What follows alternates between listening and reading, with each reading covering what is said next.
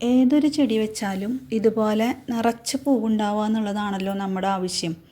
അപ്പോൾ നമ്മളതിന് വേണ്ടിയിട്ട് എന്തൊക്കെയാണ് ചെയ്യേണ്ടതെന്നുള്ളതാണ് ഇന്നത്തെ വീഡിയോയിൽ നോക്കുന്നത്.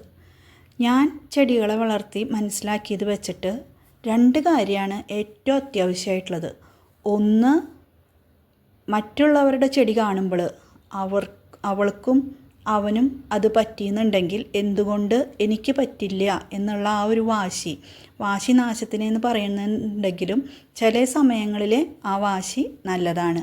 അപ്പോൾ അതുണ്ടെങ്കിൽ നമ്മൾ സ്വയം പഠിക്കാനായിട്ട് ശ്രമിക്കും. അതുപോലെ തന്നെ മറ്റൊരാൾ ചെയ്തു അതുകൊണ്ട് ഞാനും ചെയ്തു എന്ന് പറഞ്ഞിട്ട് ചെയ്യാതെ നമ്മുടെ ചെടികളും നമ്മുടെ മണ്ണും നമ്മുടെ സാഹചര്യവും മനസ്സിലാക്കിയിട്ട് മറ്റുള്ളവരിൽ നിന്ന് പാഠങ്ങൾ പഠിച്ച് അത് നമ്മളുടെ ചെടികളിലേക്ക് പ്രാവർത്തികമാക്കിയാൽ തീർച്ചയായിട്ടും നമ്മുടെ ചെടികളും ഇതുപോലെ പൂവിടും.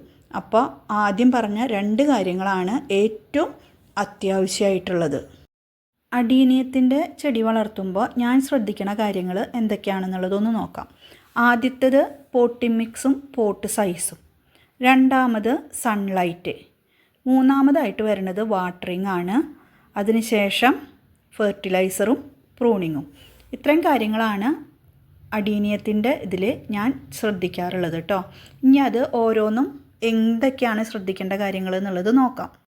അഡീനിയത്തിൻ്റെ തൈ വയ്ക്കുമ്പോൾ പോട്ട് സൈസ് വളരെ പ്രധാനമാണ്. എന്താണെന്ന് വെച്ചാൽ വലിയ പോട്ടിലേക്ക് വെച്ച് കഴിഞ്ഞാൽ കൂടുതൽ വെള്ളം നിൽക്കാനും ചെടിയുടെ കോഡക്സും വേരൊക്കെ നശിച്ചു പോകാനുള്ള സാധ്യതയുണ്ട്. അപ്പോൾ അതുപോലെ തന്നെ അതിൻ്റെ കോഡക്സ് ശരിയായ രീതിയിൽ വളരില്ല വലിയ പാത്രത്തിൽ ആദ്യം തന്നെ കൊണ്ട് നട്ട് കഴിഞ്ഞാൽ.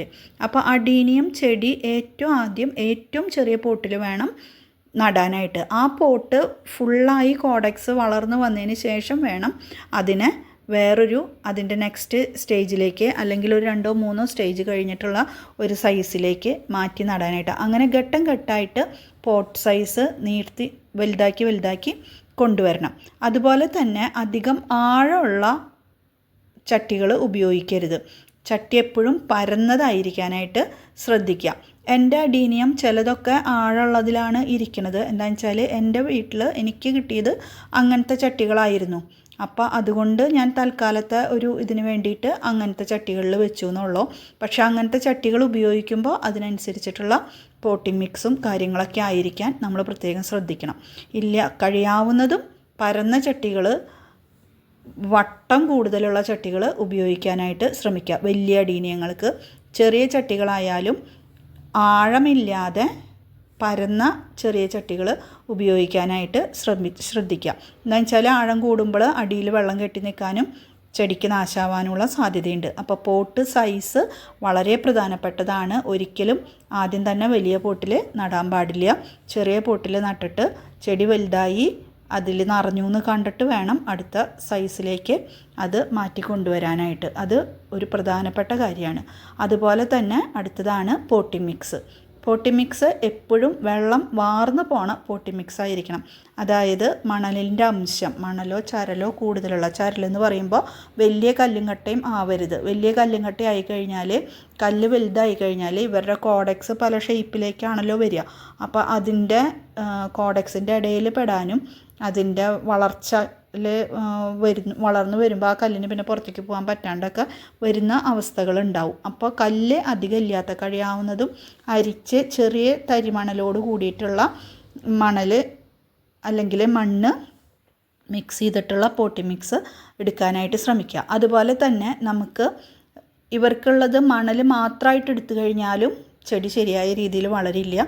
അതിൽ കുറച്ച് കമ്പോസ്റ്റ് പോലെയുള്ള എന്തെങ്കിലും ഒരു മിശ്രിതം, അതായത് നമ്മൾ ഇട്ട് കൊടുക്കണ ഫെർട്ടിലൈസർ, നമ്മൾ ലിക്വിഡ് ഫെർട്ടിലൈസറുകളാണ് ഞാൻ അധികവും ഉപയോഗിക്കുന്നത്. എന്താണെന്ന് വെച്ചാൽ നമ്മൾ ഓർഗാനിക് ഫെർട്ടിലൈസേഴ്സോ അല്ലെങ്കിൽ കെമിക്കൽ ഫെർട്ടിലൈസേഴ്സൊക്കെ നമ്മൾ ഇതായിട്ട് ഉപയോഗിച്ച് കഴിഞ്ഞാൽ, ഖരരൂപത്തിലുള്ളത് ഉപയോഗിച്ച് കഴിഞ്ഞാൽ അതിൽ വെള്ളം കൂടുതൽ പിടിച്ച് നിൽക്കാനുള്ള സാധ്യതയുണ്ട്. കെമിക്കൽ ഫെർട്ടിലൈസേഴ്സ് ആയാലും വെള്ളത്തിൽ ലയിപ്പിക്കാതെ ഇട്ട് കൊടുത്തു കഴിഞ്ഞാൽ അതിൻ്റെ വേരുമ കൊണ്ടു കഴിഞ്ഞാൽ അത് പെട്ടെന്ന് നശിച്ചു പോകും. അപ്പോൾ ഓർഗാനിക് ഫെർട്ടിലൈസേഴ്സ്, ജൈവ കമ്പോസ്റ്റ് പോലെയുള്ളത് അധികമായി കഴിഞ്ഞാലും വെള്ളം കൂടുതൽ പിടിച്ച് നിൽക്കും. അപ്പോൾ ചെടി നശിച്ചു പോകാനുള്ള സാധ്യതയും കൂടുതലാണ്. അപ്പോൾ അതുകൊണ്ട് കമ്പോസ്റ്റൊക്കെ വളരെ മിനിമം, അതായത് നമ്മൾ ഇട്ട് കൊടുക്കണ ആ ഒരു ലിക്വിഡ് ഫെർട്ടിലൈസർ അതിലൊന്ന് അബ്സോർബ് ചെയ്യാനുള്ള അത്രയും വളരെ കുറച്ച് കമ്പോസ്റ്റ് ചേർത്തിട്ട് മണൽ അധികമുള്ള അല്ലെങ്കിൽ ചരൽ അധികമുള്ള മണ്ണിൽ വേണം ഇത് നട്ടു കൊടുക്കാനായിട്ട്. അപ്പോൾ പോട്ടിംഗ് മിക്സും പോട്ട് സൈസും കഴിഞ്ഞു. അടുത്തതാണ് സൺലൈറ്റ്. ഫുൾ ഡേ സൺലൈറ്റ് കിട്ടുന്ന സ്ഥലങ്ങളാണ് അഡീനിയത്തിന് എപ്പോഴും നല്ലത് എന്നുണ്ടെങ്കിലും എൻ്റെ അഡീനിയ ഇരിക്കുന്നത് ഒരു 12:30-1 മണി വരെയുള്ള സൂര്യപ്രകാശം കിട്ടും. അതിനുശേഷം കുറേശ്ശെ ഷെയ്ഡ് വന്നിട്ട് ഒരു 3:30-ക്ക് ശേഷമുള്ള വെയിൽ ഒട്ടും കിട്ടാറില്ല. അങ്ങനത്തെ ഒരു ഏരിയയിലാണ് അതിരിക്കുന്നത്. അപ്പോൾ ഏകദേശം അത്രയും സൺലൈറ്റ് ഒരു 5-6 മണിക്കൂർ സൺലൈറ്റൊക്കെ അതിന് വേണ്ടി വരും. വല്ലാതെ കൂടിപ്പോകുന്നുള്ളത് കൊണ്ട് ബാക്കി ഭാഗം മറ്റൊരു വീഡിയോയിൽ കാണാം. ഷെയർ ചെയ്ത അറിവുകൾ ഉപകാരപ്രദമായാൽ ലൈക്ക് ചെയ്ത് സബ്സ്ക്രൈബ് ചെയ്യാൻ മറക്കരുത്. അപ്പോൾ ബൈ.